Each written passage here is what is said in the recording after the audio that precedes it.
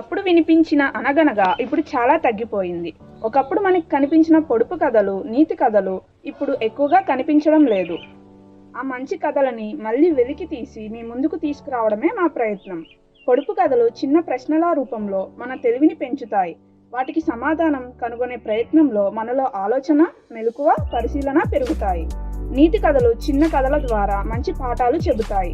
మనసు మంచిగా ఉండాలి, నిజాయితీగా మాట్లాడాలి, ఇతరులకు సహాయం చేయాలి అనే విలువలను నేర్పుతాయి. మునుపటి రోజుల్లో ఈ కథలు వినడం కేవలం వినోదం కాదు, జీవితం ఎలా ఉండాలో చెప్పే మార్గదర్శకం. పొడుపు కథలు తెలివిని ఇస్తాయి, నీతి కథలు మంచితనాన్ని నేర్పుతాయి.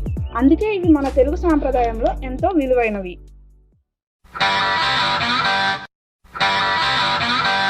అరే, నీ బ్రెయిన్లో రీడిల్ని తుఫాన్ పడిపోతుంది.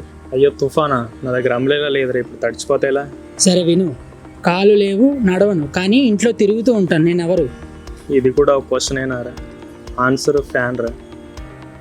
ఏంట్రా మా ప్రతిసారి ఇంత ఫాస్ట్గా చెప్పేస్తావు? ఇలాంటివన్నీ నా చిన్నప్పటి నుంచే వింటున్నాను రా. ఇప్పుడు నీట్ అండ్ రెడీయా? రెడీ, చెప్పు. నడవను, పరిగెత్తను, కానీ ప్రపంచమంతా చుట్టేస్తాను. నన్ను ఎవరు ఆపలేరు, అందరూ నన్నే చూస్తారు. నేనెవరు? ఏంట్రో ప్రతిసారి ఇలాంటివన్నీ అడుగుతావు? ఇది కూడా చెప్పలేవారా? ఆన్సర్ న్యూస్ రా. న్యూసా? అదలాగా? న్యూస్ నడవదు, పరిగెత్తదు, కానీ ప్రపంచం అంతా చుట్టేస్తుంది. అందరూ చూస్తారు కూడా, దాన్ని ఎవరు ఎక్కడ ఆపలేరు.